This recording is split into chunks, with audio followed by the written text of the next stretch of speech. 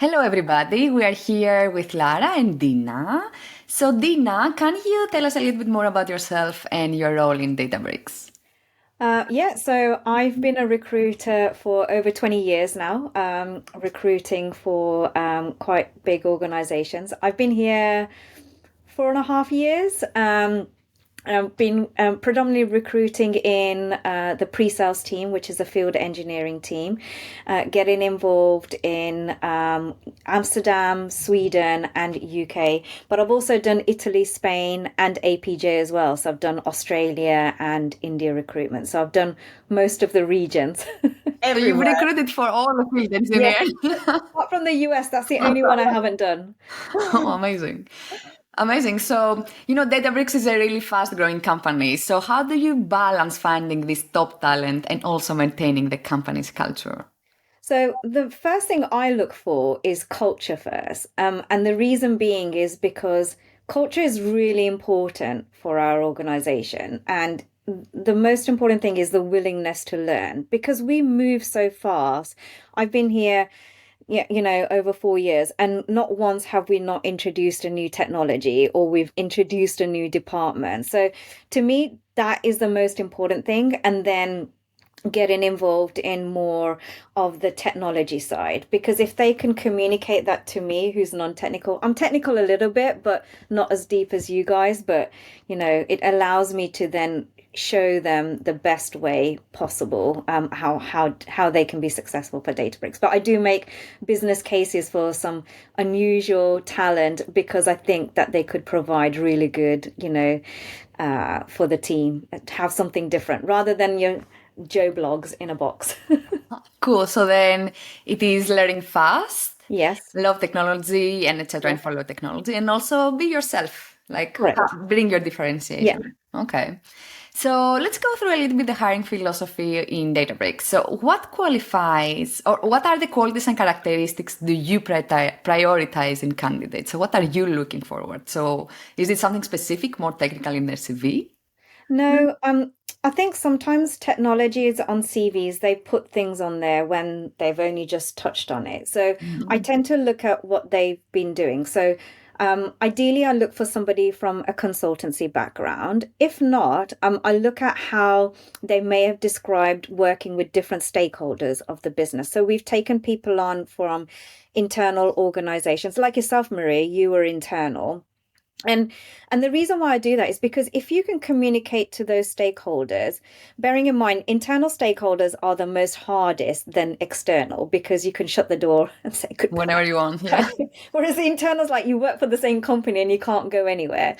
So I look for good.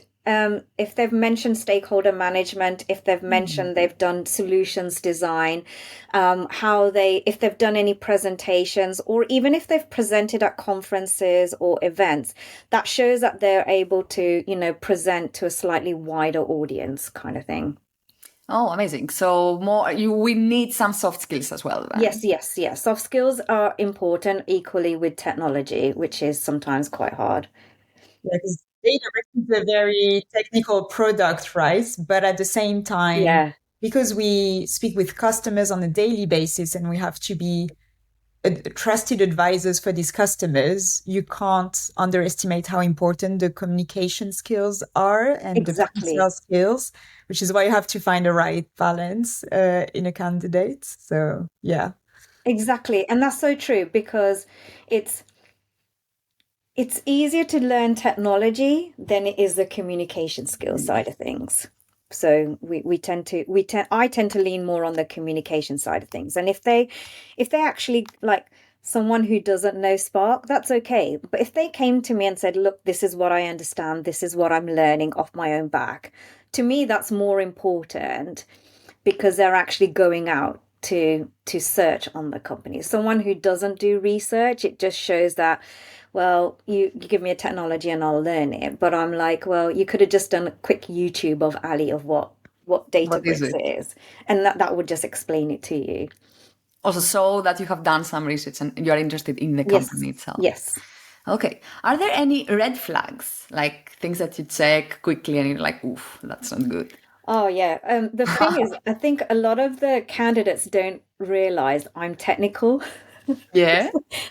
Because I did do my Microsoft certification, so I was MCSE certified. So I am Mm. technical, but they don't realize when they start talking to me and I start asking them questions around the technology and they start blagging, and I'm like, I tend to find that out really quickly. And I'm like, well, you've got to be really honest with our technical people, especially when you do the technical interviews. And I was like, if you're trying to say you've got these skills, but you haven't, how is that going to feel in front of a customer? So yeah, if there are red flags like that, I don't.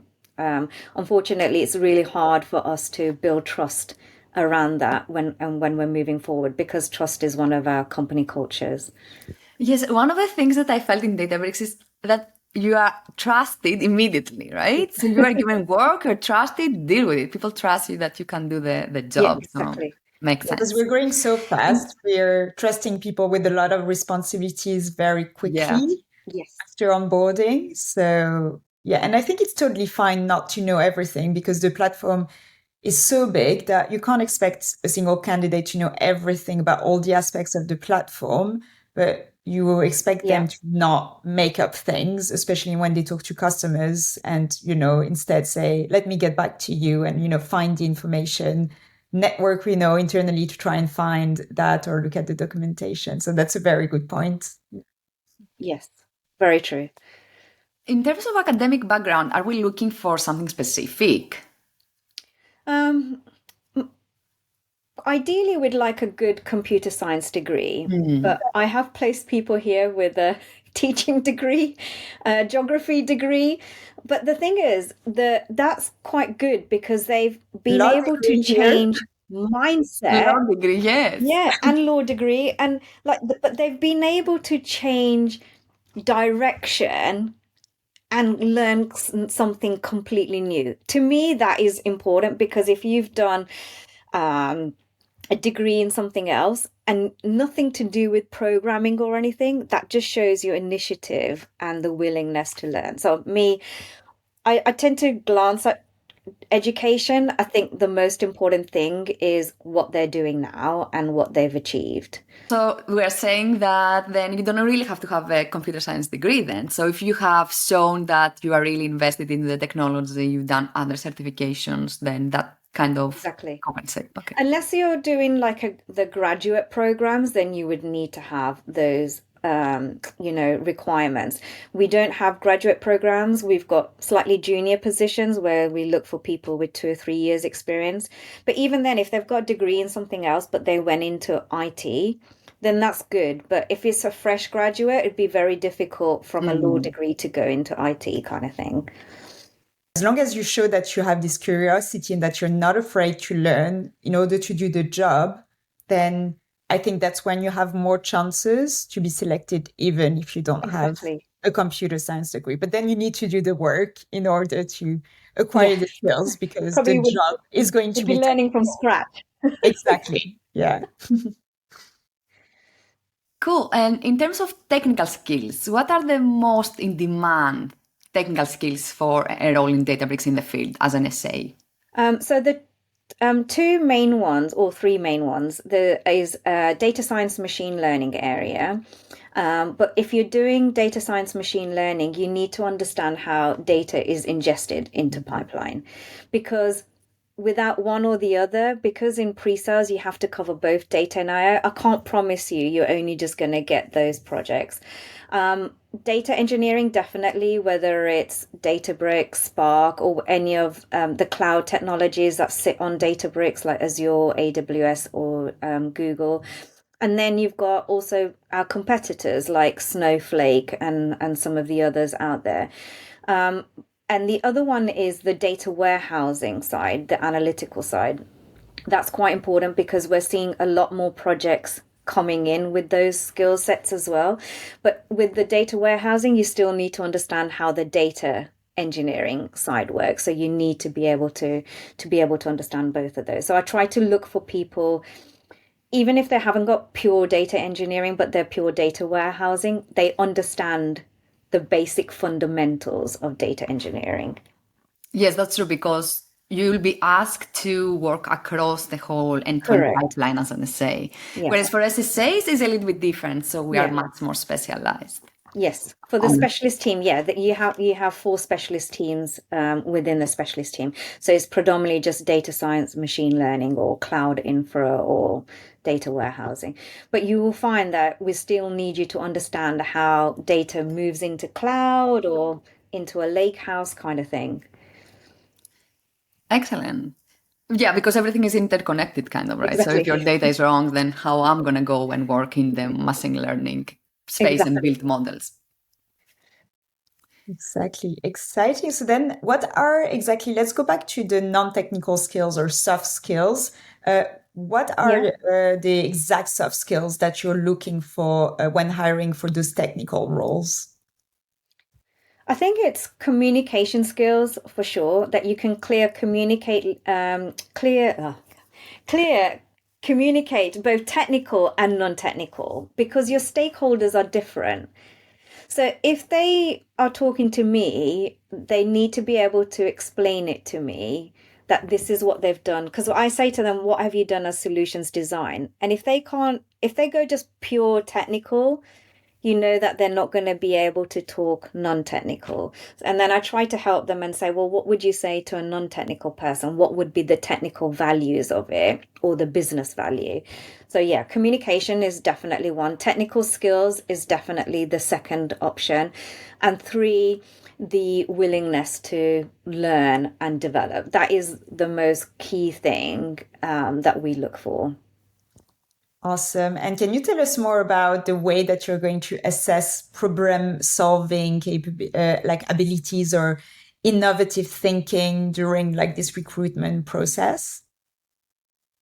Yeah, so we're trying out new things all the time in Databricks as recruitment teams. We're currently working to build pipeline with referrals within our team so that they can get the maximum, bonuses within the organization.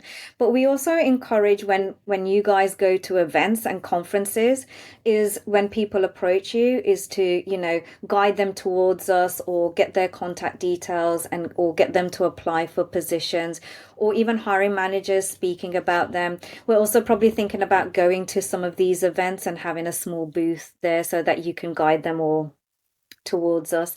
But yeah, those are all different things that we're trying to do.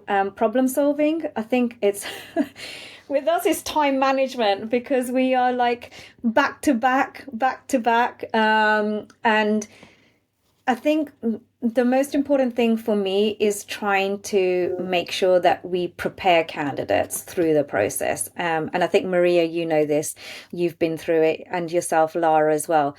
I try to give as much guidance as possible to get you to be successful. All the tips and the tricks and what the hiring managers look for, what Yeah. the technical teams look for, and trying to fit those in between recruitment calls or references and everything else like that.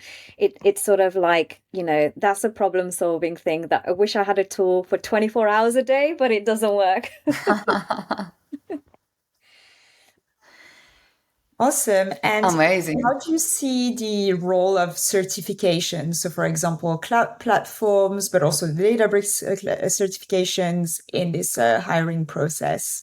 Is that something that I people think should? that's really important.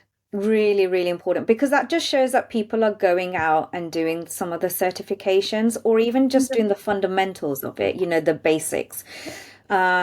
We as a recruitment team are very lucky that we get a certain amount of budget that we can help candidates on the data engineering side or the data science machine learning side, where we can send Databricks Academy training. So if I see that somebody's data science, but they're just doing some learning courses on data engineering, I do as a good work, because if I see something in them, I'm able to say, okay, what are you doing outside of work to learn this?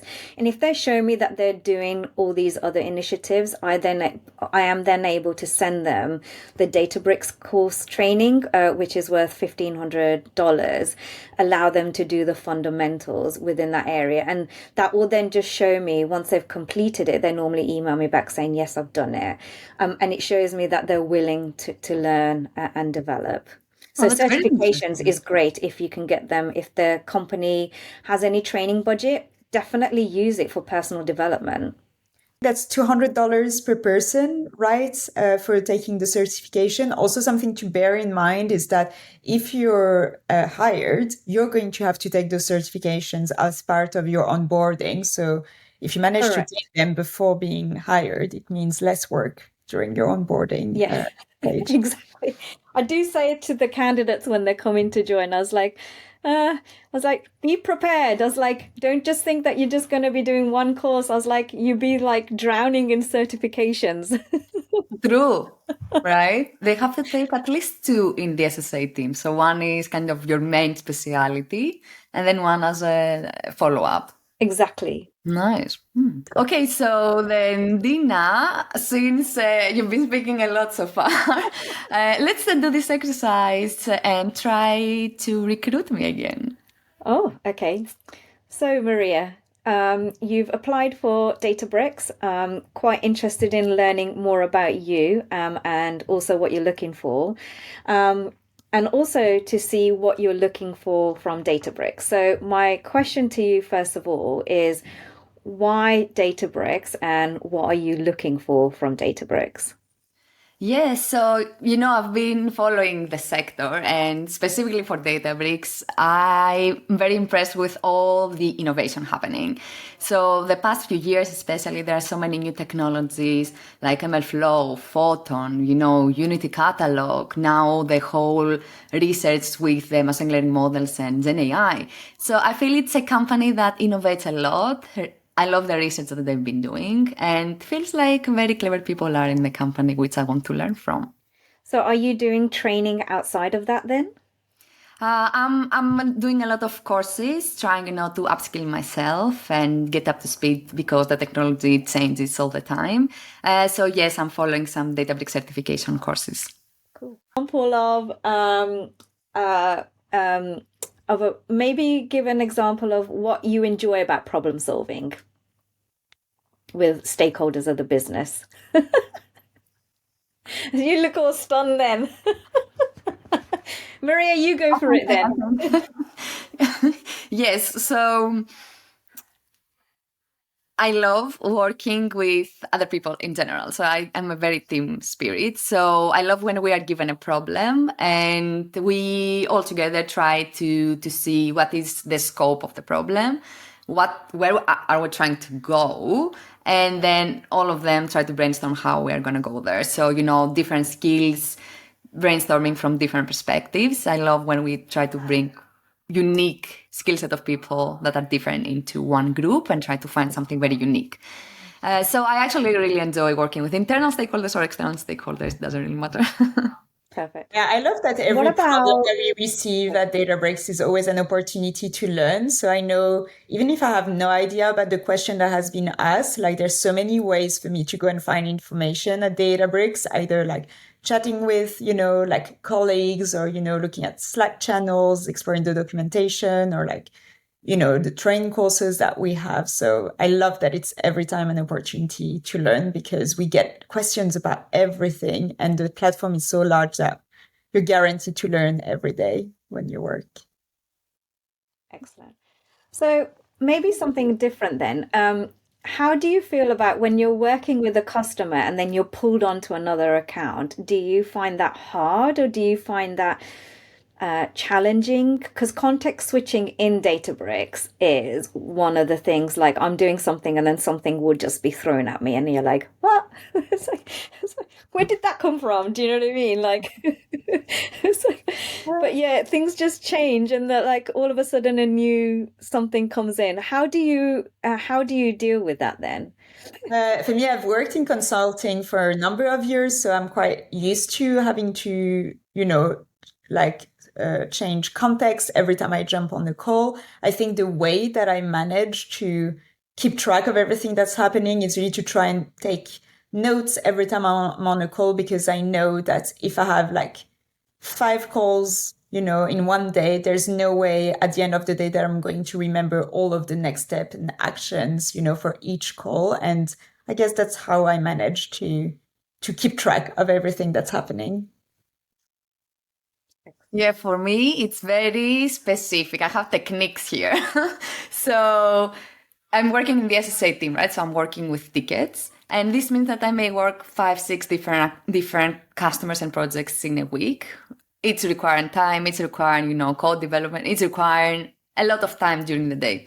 So I specifically block calendar spaces that I know in this calendar I have to work on this customer, in this customer, etc. And then when I have to switch and move from one to the other, I have my notepad and I write down, for customer A, you left it at this specific point, at this specific error. So that when you have to go back, you know exactly, you can map all your steps very quickly and say, okay, it was this error, let's go and debug it. Like you don't lose time in trying to remember again, where did you left it, which cluster were you using, what error were you debugging. So yeah, but this is a really common thing. Like we have to do a lot of context switching in Databricks, yeah. Perfect. So if you had to change what you went through the interview, what did you enjoy the most about the interview process that you both went through? For me, I loved the fact that I was given feedback at each interview, actually. So all of the interviewers were telling me, hey, you thought this very nicely. You could have done this a little bit differently. So I love that I knew what they thought at the moment we finished the interview, actually. And the architectural one was the best for me because it was really open. You were receiving different kind of questions, but you could also ask. It was very conversational. You could really put yourself into how you would be with a customer. Excellent. Me, And yourself, Lara? I think I was very nervous. So I was really grateful that it was a really good experience overall, that I could really see the interviewers were trying their best, for me to feel comfortable, etc. That maybe they saw that I was a bit nervous. And so I think that's important because we have we have very high expectations for the people we hire. And so we can see a lot of people don't necessarily manage, on their first attempt, but it doesn't mean that like a lot of people actually try again. And that's because I think the overall experience was positive. And as you say, then you're provided with feedback and you can try again. So for me, when I interviewed, I was really happy that, they tried their best for me to have a great experience. And also to say that it's really quick. I found it really quick. So the interviews were scheduled. I knew what was happening, and I knew it was maybe less than 2 weeks that we went through all the stages and I had an answer. So that I really love that. Excellent. Do you think that you were set up for success from the beginning, whether from the hiring manager or from the recruitment team? Any thoughts on that at all? Oh, no, for me, I think I had all the information, and you helped me a lot. Like you were given a lot of, tips and tricks and more feedback and information when needed. So in terms of the recruitment process, it was spot on. And also you could speak to other people, like you can speak to other people. So you can ask to be connected with any of us to talk to other people if you want to feel and see the team, how it is actually. Yeah. Do you think there should be anything that you feel you could have added on top of that at all? Like, would you have liked to have, I don't know, come in for a coffee or anything like that? Would that have made any difference as well, in the interview process? Or because I know we do a lot of them all by video and that. I think that would be great, but not for the interview, like an informal, at the end, an informal chat to see the company, see the building now that we have a new office. I feel not during the interview because it's stressful, but after, before accepting or not accepting, something like that. I would love that. Yeah, I think. What do you think, Lara? I think, yeah, I agree with what you said. I don't think necessarily everybody needs to have, an in-person meeting, and you can already get a good impression of the culture just having those calls. At least that was the case for me. And maybe, when you're about to accept, it can be a good thing to have the option to come and visit the office. we move on Great. to the next I questions? think you would both be hired. Did we pass? Yeah, you passed. Amazing. So Dina, back to the interview process. So can you give us the basic steps of what is the interview process? What are the steps in there? Of course. So when you're going for the pre-sales field engineering role for a solutions engineer or solutions architect, you will do a recruiter screen. I will then send a coding assignment out, whether it's in SQL or Python. Then you would also get involved in the technical interview. Oh, sorry, hiring manager interview, then technical interview. And then if all goes well from those interviews, you will then do a panel interview, which is like presenting a solution on how you would talk technical and non-technical as well. Nice. That's the panel with different stakeholders, and you have Correct. to present a case. Yeah. Okay. And then normally what we do is that near the end is we get together. So it's not an interview, it's like a wrap-up call where we give you feedback on the whole process of what your strengths are, where we would need to develop you, where we could see you fitting into which team you are going into. And if all goes well from there, the candidate says yes and the team say yes. We then move to an executive interview to meet with the executives and then get involved in the references and then offer. Amazing. Okay. And do you as a recruiting team, what are the most biggest challenges you face when trying to hire?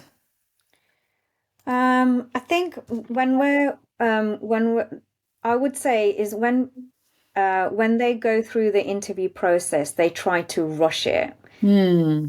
Where they say, "Oh, gonna be expecting an offer," and I say, "Okay, that's fine."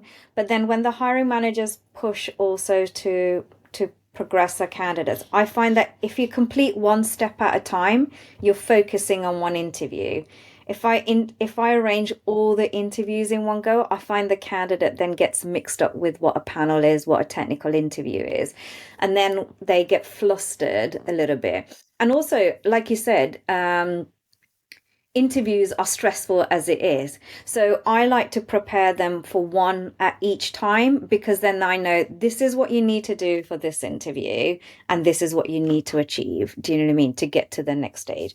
I'm okay with people who know, the process or the pre-sales team, but yeah, I think if they say of expecting an offer, I do try to say to them, look, take it one step at a time. I can schedule them all in, but I'm not going to prepare you for the panel until you've done the technical interview because I just find that the conversation will then just get blurred between the two lines because they're pretty much quite similar, but the one is presenting and one is technical.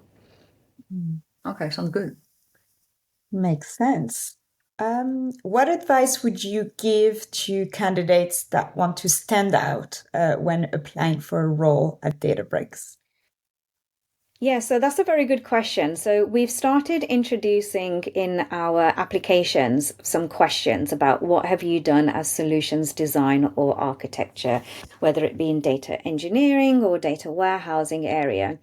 And what we find a lot of people do is they put a dot in there without putting any explanations, which makes it difficult for us, to see are they actually interested in Databricks because they only have to explain a small project. So it's not like a whole essay they need to do.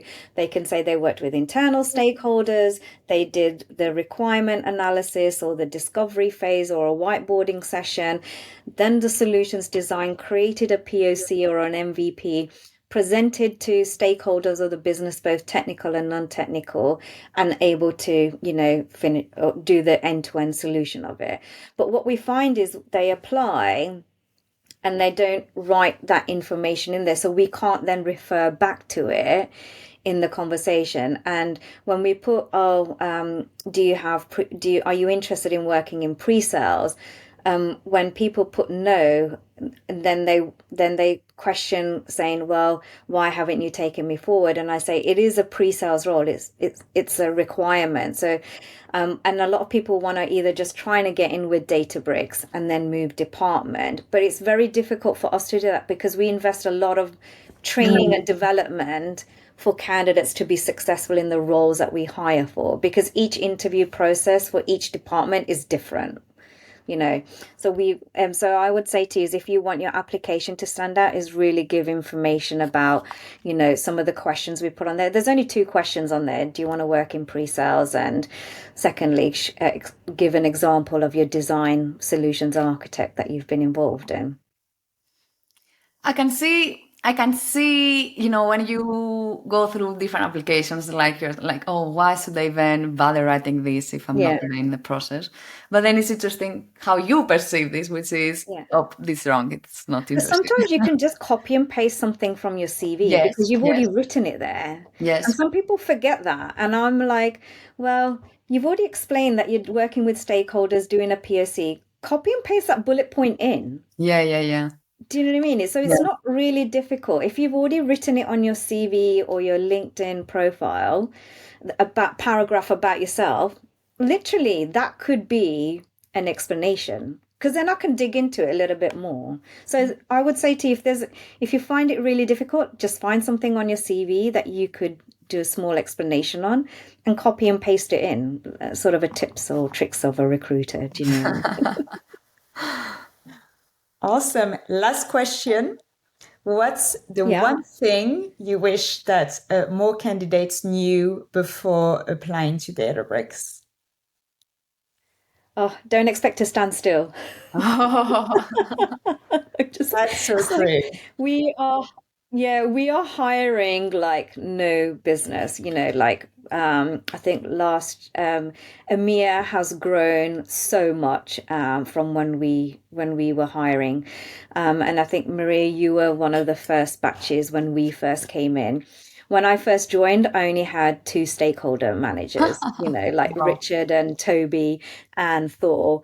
But now you can see how many managers are in place, how many ICs are in place, And I would just say to you is, if you are interested in working in a fast-paced, still like a startup, but well-funded startup, then this is a role for you.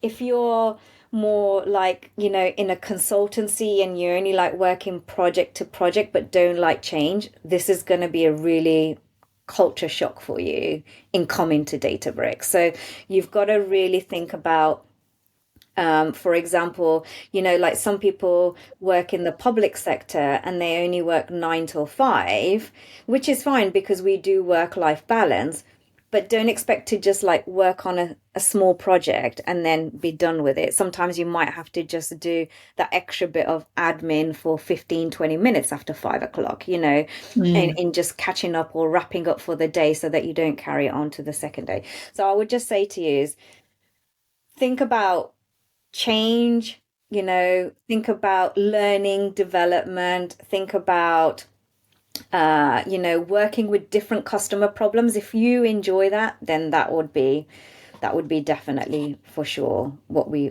offer. Yes, this kind of variety of customers, variety of problems in any sector, in any industry. Exactly. It's beautiful. Yeah, exactly. Awesome. Amazing. Thank you, Dina, so much. Thank you. Thank you.